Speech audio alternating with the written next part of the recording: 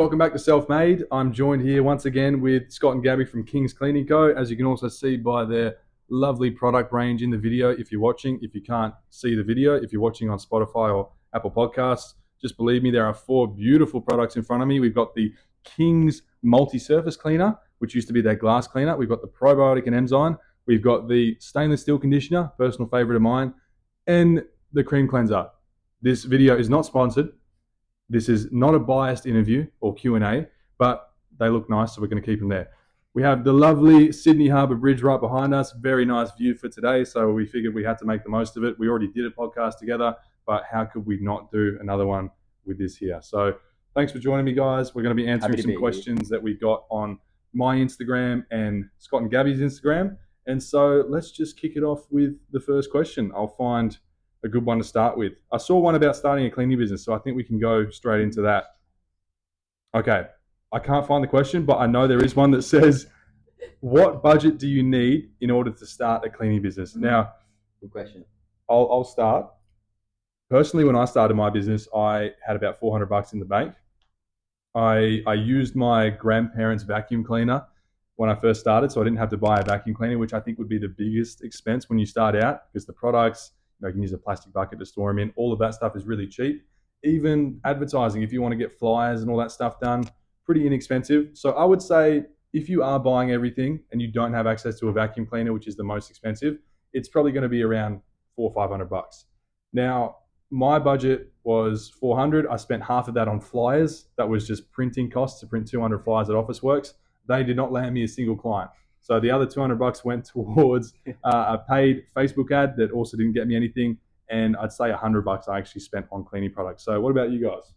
Well, that's completely different. We're completely different. So we actually grabbed everything that we possibly could in our own house, filled up our cleaning bucket, our laundry bucket at the time. Yep, that's right. And our most expensive thing at the time was insurance, because that's all we were like, oh my God, what do we do? And yeah, so pretty much I could say you could start a cleaning business for just pay your insurance and get whatever's under the kitchen cupboard and go for town. That's it. Like, use what you've got under your kitchen cupboard. You could even use your clients' vacuum, your clients' products if you didn't have the stuff.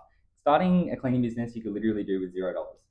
And don't care about trying to look professional using products that aren't bought from Woolies. They're not going to care. They just care about the result. And if it really bothers you that much, just make it adamant to the customer, you have to be out of the house while we're cleaning. Just say, oh, it's a safety policy. It's a security policy. No, it's a policy so that they don't see you using Windex. But anything just to get them out of the house so they don't have to see that. You do what you got to do in the early stages of business. I had to cut a few corners and make myself seem a bit bigger than I was, but that's all just part of the grind. So yeah, a couple $100, or you can even just use what's under the kitchen bench, like Scott and Gabby said. So great first question to start with. Now let's move into something closely related. How do you price cleans, by hour or by size? Good question. Both. I mean, when you start out, it's easiest to go hourly because you don't know how long things are going to take you. You don't know how long you will take to clean certain places. So when most people start, they do tend to go by the hour. When I started my business, I was pricing it around $30 an hour, which was pretty standard back then. I think it is even still kind of common today. And then as I got experienced, as I started doing the same thing over and over again, I would walk into houses and I would be like, within 10 seconds of walking in, I was like, okay, this would take me 2.5 hours.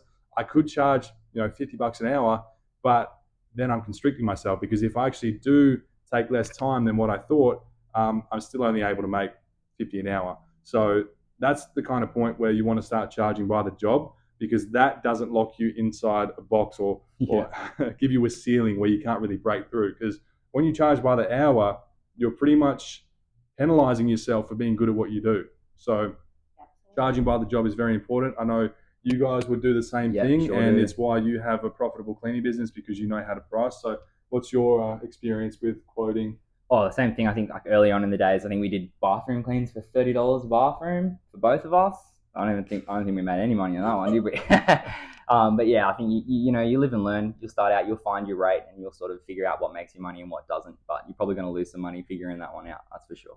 That's a good point. I think the main thing people need to realize and keep in mind when starting is that you shouldn't focus on trying to make money when you start. I know for a lot of people, you may need to make money, you may need to pay rent, you have to pay bills. But that's why I think most people that go into a business, they're usually transitioning out of a job. So you want to make sure you have somewhat of a safety net before you start. You don't want to have to rely on money when you first start out, because most of the time you're not actually going to make much money. In my first 3 months, I made zero. And then in my fourth month, I got my first customer, which was a $27 clean that took me 4.5 hours. So I made like $4 an hour. And so I always say people, the first couple of months of your business, even the first 6 months, it should just be treated as a learning experience. You shouldn't try to set expectations for yourself, or be like, oh, I want to make $5,000 in my first month. Throw all of that out the window. Just treat it like you're working for free. Do it for experience, and then later on, as you gain experience and knowledge and skills, the money will come. So I love that. Yeah. I feel like with that, you staying in your period of like 3 months to see if you like it or not. Like, I feel like it's a massive thing. Like myself and Scott, we stayed in this like little ruckus for almost, like I say, a year, not 3 months. Don't make the decision that we did. Yeah. Seriously. Yeah. It's also important to kind of find out what you actually do and don't like. So Correct. like when I started the business, I was doing everything. I think most people are kind of like that, where you start the business and you just say yes to every single clean that comes your way. Like, oh, can you do an oven clean? Of course. I don't know how, but yeah, of course. I want money. Can you do a vacate clean? Yeah, sure. I can clean inside of cupboards as well. How hard can that be? Can you do an acid rinse? Yeah, absolutely. Sure. Can you do pressure cleaning? I don't have a pressure cleaner, but I'll go to Bunnings and get one. Can't be that hard. But then after a few months, you kind of figure out, oh, I hate vacate cleans. I don't want to be stuck in this house for 14 hours straight. So I'd rather just do regular cleans. And so you develop an understanding of, I like to say, what you will and won't do for money. So all that. Yeah. Great question. Now, another question which is closely related as well is, what is your profit margin? Guys, do you know your numbers? Yes, you should always know your numbers. Okay. My profit margin at the moment, look, I've got a team of 4 managers, so I've got a pretty structured management team now. My profit margin is still quite healthy. So our net profit is about 19% at the moment. Over the next couple of months, because we've already got the infrastructure in place, the only way we can go is up. That margin is going to increase to around 23, 24, maybe even 25%. So that's it's a really healthy margin. Most cleaning businesses that have staff and all that stuff, they're lucky to see 5 to 10% profit. So I would say anything above 10 is good, but if you listen to my recent podcast episode, you don't want to be good, because good is the enemy of great. So if you want to have a great cleaning business and you've got staff, you need to have a profit margin of at least, I would say, 15 to 20%. Yeah. What about you guys? At least 20% and up. So we sort of sit around that 20% margin as well. So sort of making sure that we're sort of moving forward as time goes on. I think you should always escalate your profit margin as you grow as a company too. So stuff that one up too. Awesome. Yeah. And I saw another question was, how do you know you're profitable enough to hire staff? So that's a really good question to segue in as well. You can use profit calculators. I've got a profit calculator inside my Booked Out Cleaners program. And even if you don't have staff, but you're thinking about it, you can just put your hourly rate in. And even if you don't charge by the hour, what you do is just add up the sale price of all of your cleans over a week, divide it by the amount of hours that you clean per week. That gives you your average hourly rate. You put that in the calculator, it takes out all the expenses like wages, travel, super, the cleaning kit, all that stuff, insurances as well, and then it will give you a net profit amount. So it's just a matter of doing some simple maths. If you don't have access to a calculator and you just want to do some quick math, look at the cleaning award. So at the moment, as of April 2025, the cleaning award rate is $31.21 an hour for a casual level 1, 11.5% super, and you're paying around 3.7% workers' comp. So if you want to have a conservative number, it's about $40 to $42 an hour to have an employee, and that's very conservative. So if you're charging, let's just say $50 an hour, excluding GST, then you would do, okay, 50 minus 42. Now you've got $8 left over. So that's your net profit, $8 per hour. So that's a good question. It's also a very important question, because most people don't think about if they're profitable enough before they hire. It's a common hiccup in business. People start to hire when they're just clearly not ready, and they end up losing a lot of money. They lose time, and they get frustrated because it's never a fun time. I did the same thing when I started hiring. I wasn't super profitable. Like, I was profitable, but I didn't know my numbers. So that was the most important part for me. And it's a good question for you guys as well, because you've just started hiring in your residential cleaning business. So how did you know that A, it was time for you to hire, and B, that your margin was acceptable enough be able to hire people. Well, I'm not gonna lie, I definitely used your profit calculator, jumping out of the bat. But yeah, and it was just obviously assessing your numbers, what you've had already, and then making sure that we had enough wiggle room to sort of maneuver to have those employees come in and then still be making a profit. I think, you know, we were getting a lot stuck up on the quality of cleaning that was going to be completed in the training side of things. We've had a massive shift in structure since hiring. Like before, we were actually working an hourly rate, and now we don't anymore. So it's in the past 12 months, our structure is completely different from now to then. Yeah, I think it's definitely been a positive curve moving that change. Awesome. Next question. Do you like Kings? Do you guys like Kings? Love Kings, guys. Come on. If you're not using Thank it, God. get on it. Yeah, God's I mean, sake. I don't mind That's it. a common question. That's why I've allowed it to be in my podcast video. But no, I use In my Kings. room. I use in my business. I use this one, the multi-surface glass cleaner. I use the cream cleanser at the end and the stainless steel conditioner. So we use that for all of our Perth staff. We haven't fully transitioned the Bunbury one yet. That's because Bunbury is so hectic at the moment. But eventually, all of our staff in Bunbury will be using those 3 products as well. The probiotic and enzyme one is great too. We just haven't really found a case where we need to replace our current cleaner. But those 3 products are great compared to what we used before. I used to use Halo. Now I switched to King's Glass. Before I started, I was like, I don't think this is going to make much of a difference. Like a glass cleaner is a glass cleaner. Trust me, it does. Same thing with the steel conditioner. Massive difference to what we were using before, which was the Magic stainless steel, which is like found in the shelf at Bunnings and Woolies. And the cream cleanser as well just does so much more than Jif and Gumption and the pink stuff and whatever else you can think of. So Yeah, to answer the question, yes, he likes so Kings. to answer it, yes, I do like Kings, and that's why you see it in my videos. And they don't pay me a cent, but they should. Yeah, we should. He's too good. He loves it too much. Oh, I do. I'm going to start drinking this stuff. oh mate, put it down.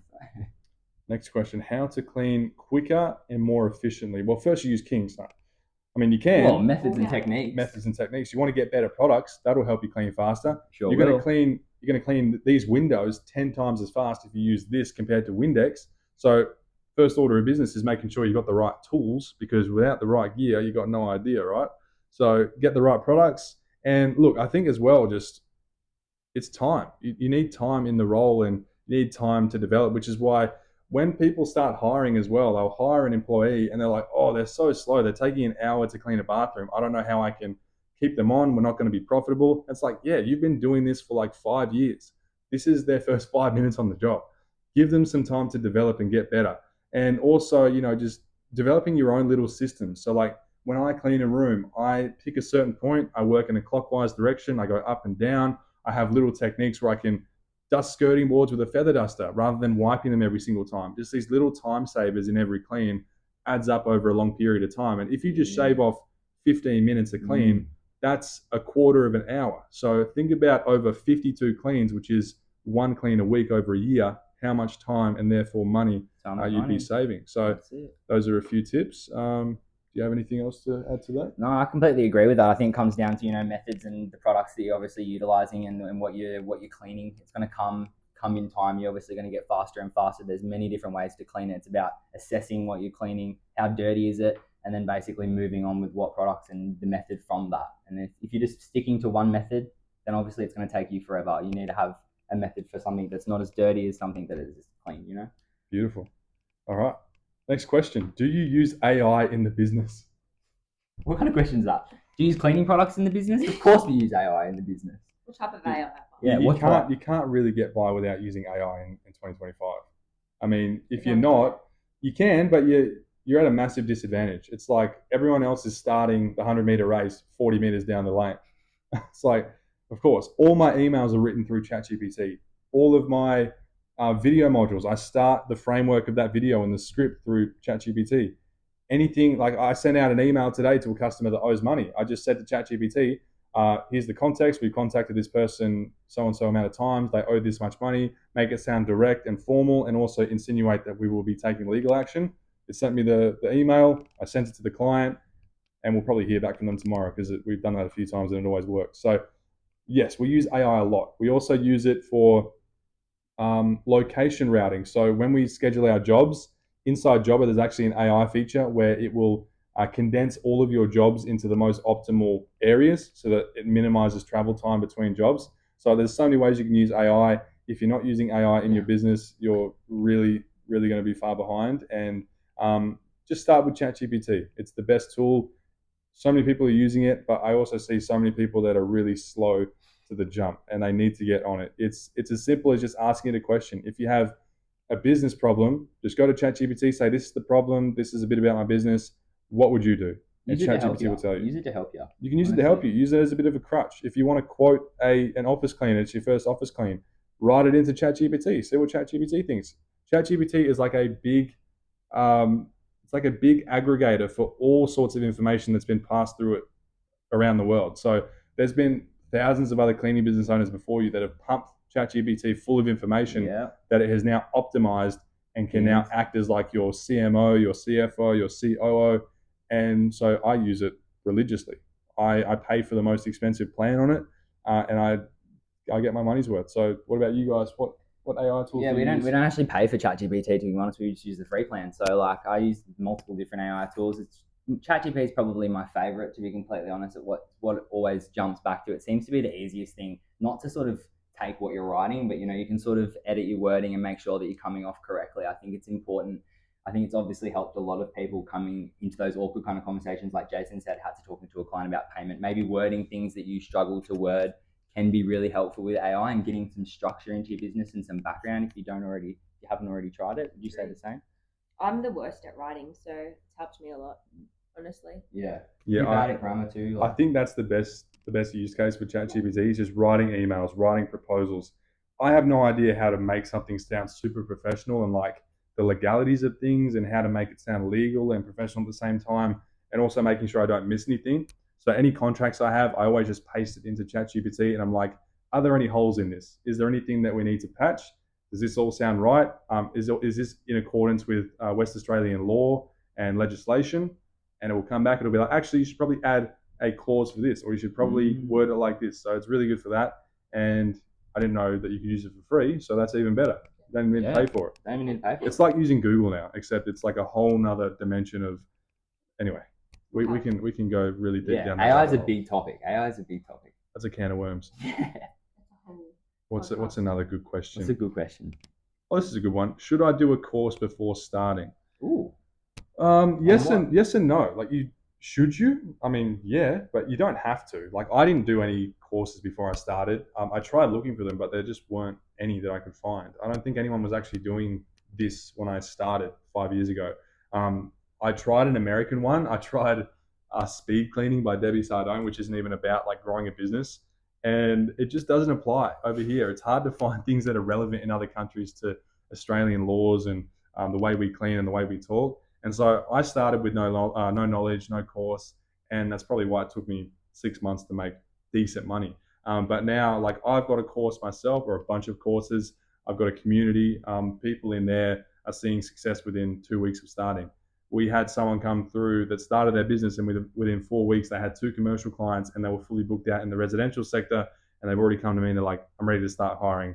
What's next? So if you want to go through a course or a program, it's just going to circumvent a lot of that hassle, a lot of that time. So it's almost like going through a black hole.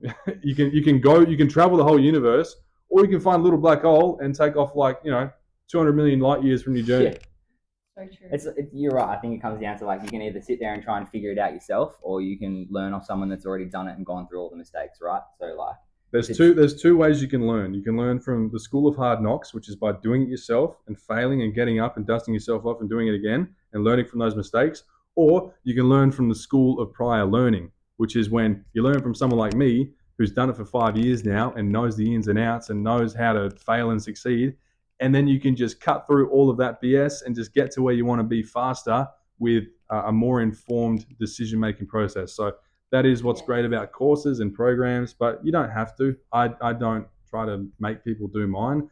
I just love helping people. So, and as cliche and as cheesy as that sounds, it is true. Scott and Gabby have seen me in that program. Absolutely. I do just try to help people out, and it's like a nice little side hustle for me. So it's a good little community in there. But yeah, look around, see what you like, see if there's any coaches you connect with or mentors. You'd be able to find plenty of people out there who will just happily help you for free. Like I had a mentor when I started who he had sold a business a long time ago. was pretty much retired, and he just kind of helped me start out, and he didn't charge me anything. So that's always an option as well. Let's try to find like a really simple question. Oh, here's one. What car do you drive? That's a good one for you. An A to B'er. An A to B'er. What about an AMGer? An A to B'er. Oh. Yeah, I currently drive a C63S AMG Mercedes. It is a 2-door coupe. I am actually selling it now. I've wised up a bit. I want to reinvest a lot of money back into the business. We're doing a lot of expansion. We're buying some vans. We're buying equipment. He's getting big. So no longer interested in the cars, but I've had an Audi RS3, which most of you know I crashed, almost died in, so that wasn't fun. After that, I bought an Audi R8, which did not stay with me for very long. I couldn't get insurance for it, so if I crashed that with no insurance, I would have gone bankrupt. Just full transparency. Watch out, guys! Full transparency. So yeah, now I've got a Mercedes C63S, fun car, but I really don't care for it. So I've got it for sale at the moment, and the next car will be a proper A to B. It's just going to be like a Toyota RAV4 hybrid. That's what I've been looking at. No, Mazda 2 gets you to and from. Or maybe a Hilux, because then you get the full 100% write-off because it's a utility vehicle. That's it. Get those utes, get those vans, guys. Alrighty. And you guys, what car do you have? Mazda 2, mate. Mazda Quality. 2. Silver Mazda 2. She's speedy. I just replaced the condenser in her. That's a good workhorse. Yeah, she's a workhorse. She's not stopping anytime soon. All right. Do you advertise? What is your ad budget per month? Ooh, good question. Do you advertise? Good question. Do you advertise? No. Advertisements. At all. No advertisements. Organic. No Never advertise? have. Same. Organic.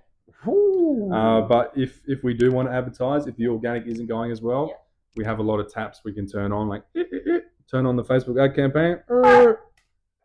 Leads start flowing out. Perfect. Then when we don't need them anymore, turn that back off. Save you for a rainy day. There's a lot of free methods I use.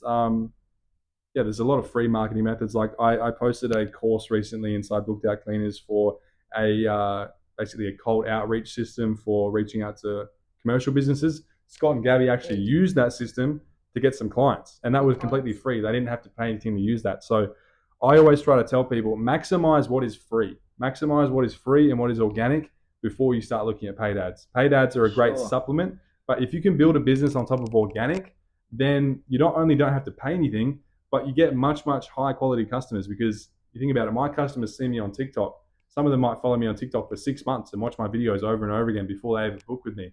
And so they already built up all this trust with me, and they like me because they've been watching me for so long.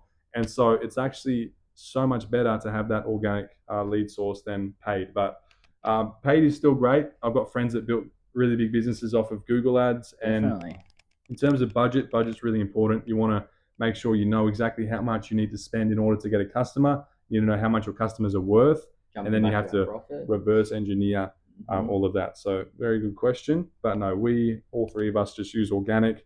Our TikTok is a great lead source. 25% of all of enhanced cleaning clients come from TikTok now, which is incredible.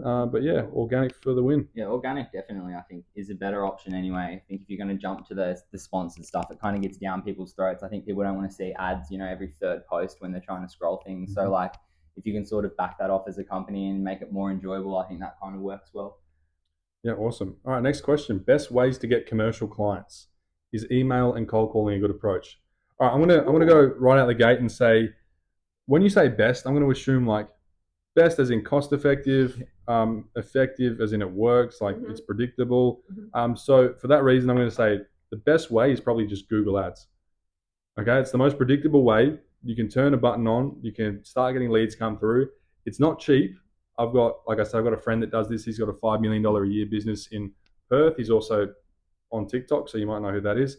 He spends about $500 per lead on Google Ads, but then his customers are worth like $50,000 to $100,000 a year. So the math works out. But networking is really good. Even just DMing people on Instagram, I've gotten clients from that. One of my recent TikTok videos, I DM'd a medical practice and got $36,000 a year client just like that. But is email and cold calling a good approach? It is one of the best approaches. It's underrated. Like we just talked about, Scott and Gabby got some clients from using a cold outreach method. A lot of big names use cold calling as a strategy. New Era Facility Services in, I think, Gold Coast. He built his entire business off of just cold calling businesses. So, yeah, very, very effective ways. Google Ads is probably the best paid way, but honestly, the free stuff, just getting on the phone, sending cold emails, walking into businesses, Yeah, don't be shy. I think is a lot more effective. And if you can get over that like anxiety and nervousness barrier, it becomes a very, very effective system. Yeah. We're not getting through many questions. I feel like there's still so many. Man, Right, what else have we got? This is the Q&A of the year. Oh, guys. let's I'm checking. rapid Q&A fire. of the year. How Where we long have we going? been going? How many viewers have we got in the live? Are people even watching Are anymore? they enjoying it? No one's even going to have to watch the podcast when it's out. Everyone's just here. Just watch the whole thing. Gabby, right how long now. have we been rolling for? Look at my phone. How long is that? It's got to be like 27. already. We're on it, guys. Jeez. Hope you're enjoying it. I think Let's we should jump just- to that underrated question because that was banking on the same. Let's do some rapid The fire. same, yeah. What's an rapid fire. underrated way of getting commercial clients? Underrated is the cold outreach, I think. Yeah. It is pretty much the most effective method, but it's so underutilized in our industry. A lot of other industries, they really use it a lot. Like marketing. Marketers cold outreach all the time. But With no cleaners, meaning. not really, which is great for us. It's great news for us because it means it's an undominated or an unsaturated medium. Medium meaning just a way to advertise and get the word out there. So it's kind of like the mailbox at a residential place. At someone's house, their letterbox is an unsaturated or an undominated medium. So if you just put a flyer in there, you've got a very high chance of being seen because there aren't many people in the mailbox. As opposed to Facebook ads, very, very saturated, very dominated market. There's 1,000 ads a minute when you scroll. And so I think the most underrated way would be cold outreach. 100% Getting on the underrated. phone, Underrated. emailing. Even like recommendations is way too underrated. I think people like, getting a recommendation from someone, that's got to be the best. Building a good referral system would be paramount. Yes. Yep. Definitely. Underrated referral system. 100%. Thoughts on starting a commercial window cleaning business? Great business.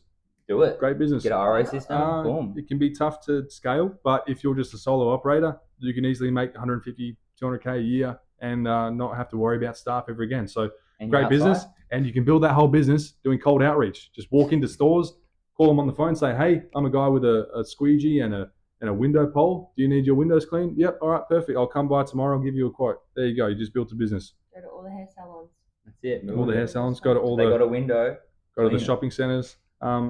Just make sure your neck is gonna hurt after a while. So just bear that in mind. Looking A up. lot of window cleaners say their neck is not great. My neck already isn't great, so I probably shouldn't do that. Here's another one. What's the best industry to target for cleaning? I'm guessing this means like commercial clients. Okay. There's a lot of good commercial clients. My favorite by far Favorite industry. is anything medical. So medical centers, specialist centers, not just because they're easy to clean, because they are. You walk in and it's like spotless already.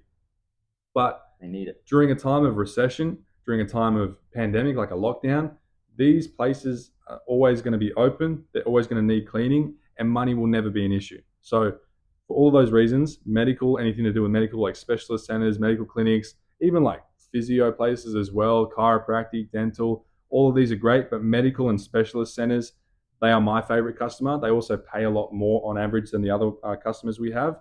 So that would be mine. I think some other underrated ones would be industrial areas. So like engineering offices and steel fabrication. We have a lot of good clients in industrial areas, and they often need between 2 to 5 cleans a week. So a lot of money there. They're very dirty as well, so you can go in and make a very big impact, very big difference just with a little bit of cleaning. So yeah, those are some of my favorite. What about you? Yeah, I definitely would jump onto. I was going to say the industrial ones there. They're good because they're always really, really dirty. And then when you go in, you make a good clean and it comes out. It's like obvious that you've obviously been there. I think sometimes when you do just basic offices, you're sort of struggling to make the difference. I think you kind of, you got to make sure the client's realizing the place has been cleaned, guys. Mm-hmm. I like cleaning pubs and clubs, to be honest. Yeah? They're my favourite. You like the pubs? Yeah. They They're the smell, and then smelly when I leave, ones. they are full fresh. Hey, how do we? Is my mic on? I don't see a green light flashing. Oh. Did you hit it? Did you hit it? No, is it supposed to be flashing? Oh. Imagine my mic's not on. Yeah, we'll go this one. Change to one. There you go. Wait, let me see. When did you notice? No, I don't think my mic's been on. Oh, well. We'll Oh go with no. this. Did you hear it? Change. We Luckily- might- luckily your voice is really loud, so we'll just stick with this one. We might do a quick intermission just to see what's going on. So we will pause for a brief second while we work out if my microphone was in fact working. Mic check. I'm going to go check how Imagine. All right. We are back. Gabby's just adjusting her phone. Take My two. microphone was not off, but that was a bit of a scare for us. So here we are. We're back with some more questions. We'll do some more rapid fire. A bit of rapid Here's a good fire. question. What happens if you have a cleaning business and you get injured or you're unable to work? Ooh, It's a bit of a loaded question. What happens? Anything can happen. Not But I work. think the main thing here is that you don't want to be in a position where something happens and you're unable to work and you can't earn money. So have a growth plan in mind before you start. Make sure you're able to hire staff and that you're profitable enough to do so. Because you don't want to get to a point where you're just like playing basketball or you're playing with one of the kids and you break your ankle and then you can't clean for 2 months and there goes your income. So not a great position to be in. Make sure you get some income insurance. Yeah, that as well. When I had my car accident, even though I had like 20 staff, I had personal injury and illness insurance, and so my insurance paid me for I think 12 weeks because I was out for quite a long time. I had eight broken bones. You couldn't clean while you're doing that, could you? Yeah, even though I didn't technically need to because I got 20 staff, but because I had that policy, they paid me out. I think it was $1,250 a week for 10 to 12 weeks. So that was nice. That could cover your wage if you were working by yourself. Exactly. So make sure you have that insurance. Great point, Scotty. I completely forgot about that. But yeah, don't ever want to get in that position. How do you get government contracts and high-paying clients? Government contracts, you're likely never going to get. They mostly go to tender, and tenders get swiped up by people that undercharge, and then they just subcontract it out, and then they subcontract it out. I've never won a government contract in my 5 years of business. It's a bit of a cesspool. Let's be real. But high-paying clients, like I said, identify some industries where they have a need for cleaning, and they've also got a lot of expendable income. So I don't like gyms. A lot of people like gyms. I don't mean gyms mowing. I mean like the gym where you lift weights and get big. I don't like those gyms because they tend to be pretty low margin. They don't have a lot of money to play with. They're really fussy and they're just not the nicest places to clean. So identify some businesses or some industries where there's a big need for cleaning and they've also got some money to spend, like medical, like engineering, like these industrial places. What do you guys think? 100%. I agree with that. I think, you got to make sure that you're looking out for the right type of company that's attracting, the sort of the money that you're looking out for and sort of the person and the kind of cleaning that you can do. Like Jason said, gyms are good, but they're always fighting for that extra subscription. I feel like, in their head, they're probably like, if I get 2 more gym people in, it's going to pay for your clean. So you sort of have like troubles with that. You kind of want them to not be worried about what the price is and more or less worried about how good the clean's going to be. So that's where the medical centers and stuff like that sort of come into play because they're worrying about the cleanliness. So they just take on any commercial quote, guys. Yes. Beautiful. Best way to promote residential cleaning? Facebook groups. Organic Great posting. way. Just do your Facebook groups. It's free. Post on TikTok. Start to build a personal brand. All of this is free. Like I said, maximize free before you even think about doing paid ads. Run a competition. You've got nothing but time if you've just started your business. So run a free cleaning competition. Give away 4 weekly cleans. Donate some cleaning. Get a bunch of leads. Call them up. Be like, hey, you entered my competition about cleaning. I guess you like cleaning. Would you like a free cleaning quote? Easy. Do a bunch of that. Next question. We've answered that. What are the best products to use in a shower clean? King's Multi-Surface, King's Cleanser. There you go. And if we didn't have that, we'll just use Razor. Yeah. And also like a scraper blade. They're great. We use them a lot. And I like to use an acid cleaner in a lot of bathrooms just because it's easy. So I used to use One Shot. I'm not going to say what I use now because people are going to copy me and then everyone's going to be like, oh, I'm the guy that made this popular. Not Jason Cleans. No, I just don't want it to sell out like One Shot did. I don't use One Shot anymore. But if you're one of my friends, I'll tell you what I use. If you're going to acid rinse, do it on a freaking old shower, not a brand new one, or the client will sue you. How do you price your cleans? By hour or by size? We do it by size and by scope and by inclusions, not by hour, as we talked about before. All 3 of us are like that. Oh, what's the most important skill to scale your business? Was it sales and communication? Ooh, sales and communication is a very, very important aspect.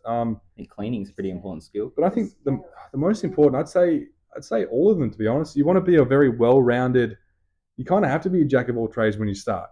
But then as you want to scale the business, I guess it really would be sales and communication because it all comes down to communication. You want to get good at closing deals. You have to be good at communication for that. But also when you have a team of staff, communication is the most important thing there. But I would say, besides that, I'd say the most important skill is the ability to really know your numbers, really be in touch with the numbers in your business, know how to understand different charts, know how to make spreadsheets, know how to track everything on a much, much deeper level. Because if you can be great at sales and communication, but if the numbers are wrong, if the math doesn't add up, the business is going to tank.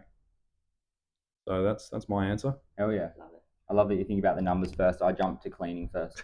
Yeah, don't jump to cleaning first. I suppose it depends what you're sort of looking to do. Like if you're hunting for that commercial, hunting for that residential, or like you can sort of maneuver what you're kind of doing to sort of suit your area, I feel like, of your expertise. Cool. All right, here's a good question. What's your biggest fuck up when you started out? This is my first time ever saying the F word on my podcast too. Big deal. Coming in. Yeah. What's your biggest bleep up when you started your business? Keep it PG. You go first. Yeah. I actually didn't Let's even have a think think. about this The before we started. The worst. What's the worst? All right, I'll go first. Go ahead. So we used to clean bathrooms for $30, and we used to mop the bathroom. We used to fill up the mop bucket and pour a bit of bleach into it, and then mop out the bathroom.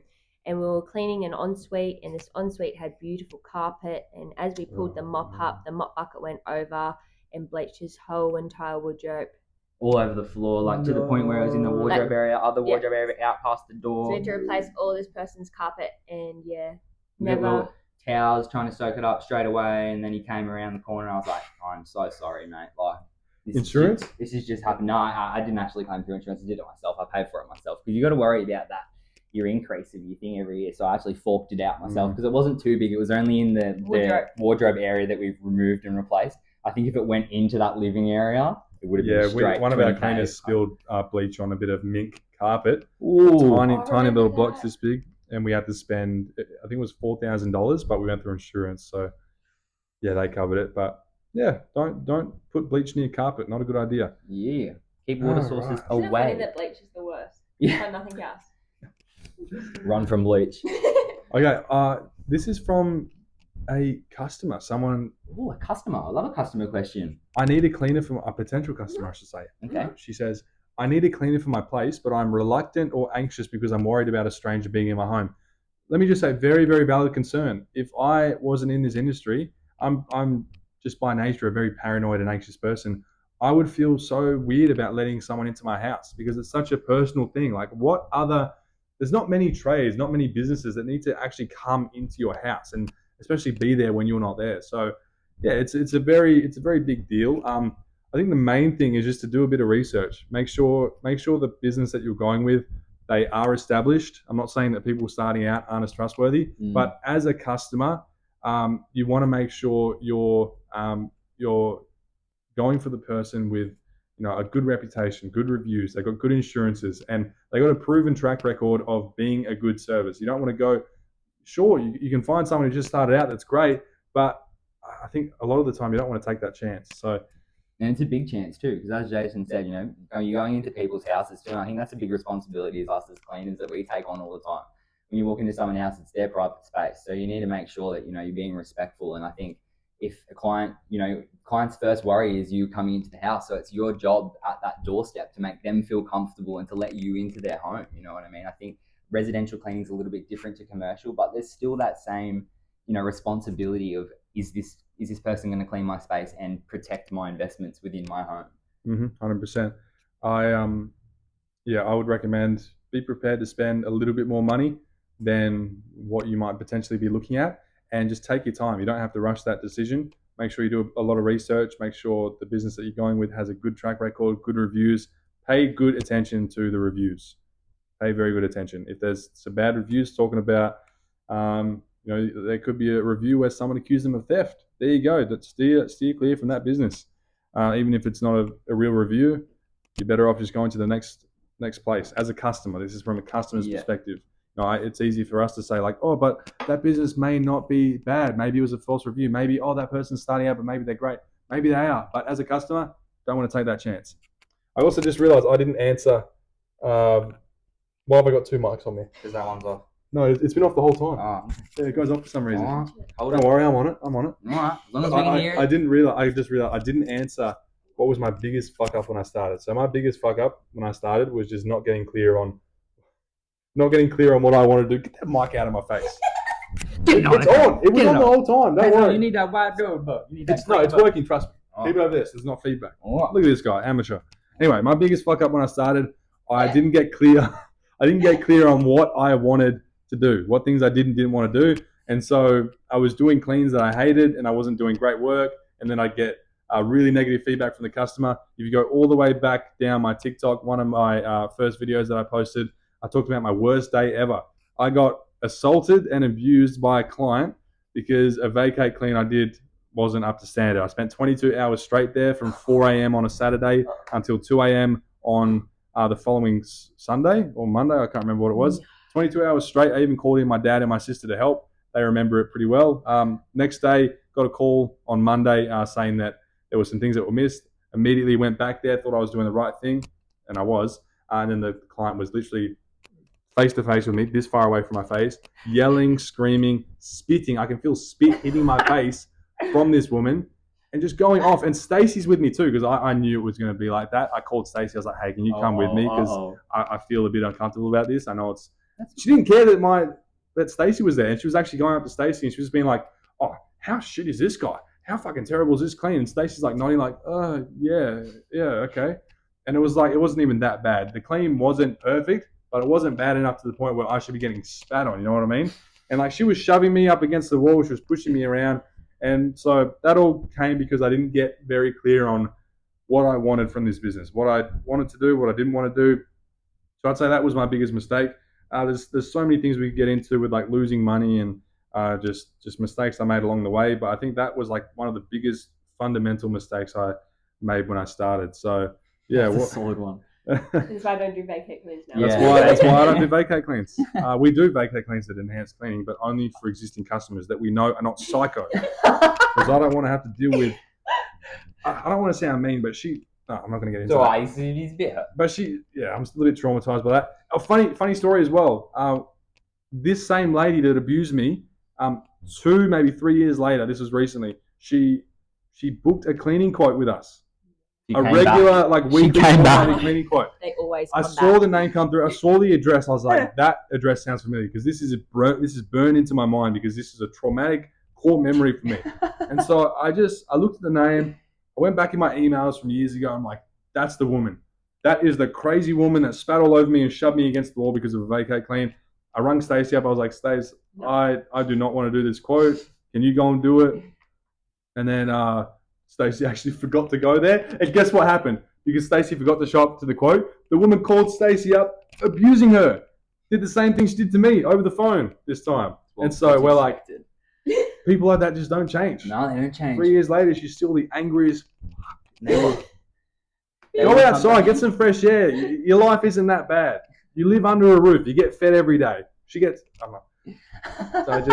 I'm still a bit pissed off by that. This is important though, because we care about the cleans, and you're going to experience this if you're in your first years of business too. You're going to do a clean, and someone's not going to be happy with the quality of service that you've provided, and it's going to be up to you to go back and fix your crap in front of that client and do whatever it was that they said wasn't good enough, and make sure it's good enough. Yep. At the end of the day, it's your name. Jason had his name on the line. And he brought his whole family in to come pull that clean out. Like, shout out to my sister Rachel. Yeah, it's my sister's birthday today. Shout out, Rachel. Happy birthday, Rachel and Kayla. They're twins. I got twin sisters. It's their birthday today. Happy birthday, guys. But Rachel and my dad came out at 9 p.m. on a Saturday night. Helped me with that vacate clean. I paid Rachel $40 cash.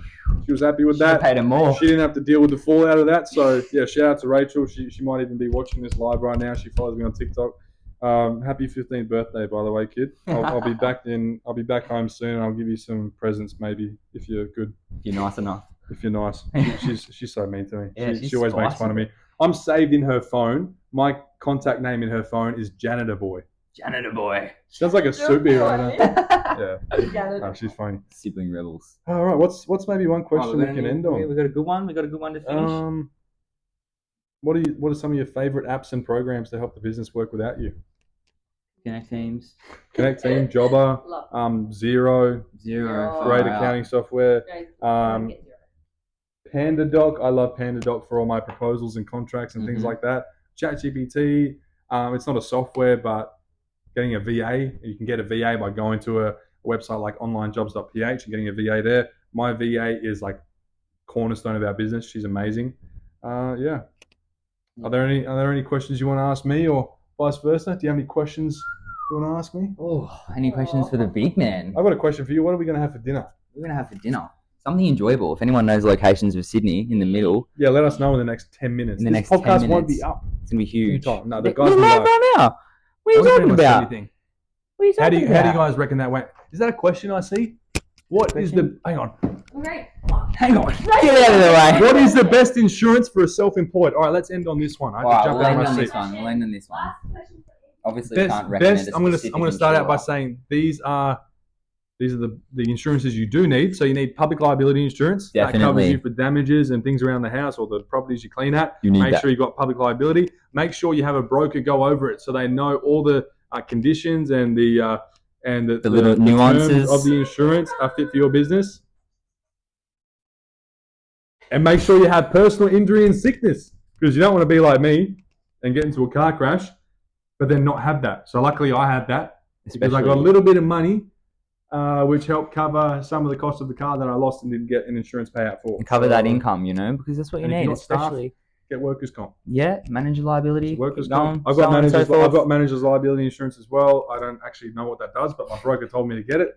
So Talk to I've your got it. broker, guys. So Contact a broker. I've got managers liability insurance, personal injury and sickness. I've got the workers' comp. I've got public liability. I think I've got one more that my broker told me to get because I'm at a certain level now. I don't know if he just told me that to fleece me. Indemnity. You got indemnity? That one? Nah, don't need that. Just get what you need, guys. Nah. Make sure you call your broker. Just get your public liability. Go get some quotes online. Go to an online broker or like a compare thing. I don't know what they're called. Like you can go to like There's Finder. many. Go to Finder. Just say that you want public liability. Go with the cheapest quote if you want. I think when I started, I used SGIO insurance, and then I switched over to Allianz. And to this day, we still use Allianz for public liability.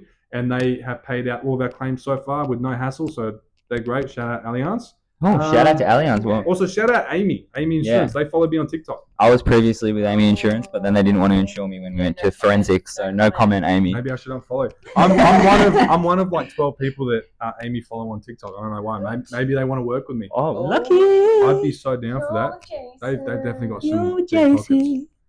But yeah, that was a great episode, guys. Yeah, appreciate everyone coming onto the live, coming onto the Q&A. This big man coming into Sydney. Hey? Yeah, good to see his face down Harbour here. Bridge, love it. Loving it. Look at the view. I think he might be coming in a bit more often, guys. It's beautiful right now with the sunset starting to come in. Yeah. Oh, bit romantic. Love Nice to this have place. you here, guys. These are some of my best friends. Thank you so much for coming, Scott and Gabby. Anytime. Thanks for having us. King's big Cleaning man. Range right there. Go down get the some bottom. products. Get some products. My personal favorites. Cleaning. This one right here, you need that. You need Hold this it up. one, and Hold you it need up, that mate. one. Get her out. I'm not showing this one enough love, but it is a great product. If you're listening on the audio, you don't have the video, just get the King's product range. They are really good products. Save yourself some time. Yeah, but thanks so much for coming on. Thanks for all your questions, guys. I know this was last minute. We posted it yesterday that we were doing this, and we still got a flood of questions. So if we didn't get to your question, I'm sorry. We'll do a part 2, or I'll do a part 2 by myself, whatever we can figure out, and I'll answer some more. But this has been a lot of fun. I really appreciate the questions. And any closing thoughts or things from you? Well, Keep on cleaning, guys. keep on cleaning. Sydney's beautiful. As you know, you better be using King's Cleaning Co. products. If you're not, I'm watching. Apologies in advance. His microphone is like 2 centimeters from his mouth, so that was probably peaking like crazy. Probably peeking like crazy. Should we redo that? Good way to end it though. Yeah. Get Just them really amped up keeping by it- putting the microphone right in front of your mouth like that. Good one, Scott. Keeping it authentic. All right, thanks so much, guys, and thanks for all your questions. That has been another episode of Self Made. We will see you again next week, whenever. Yeah.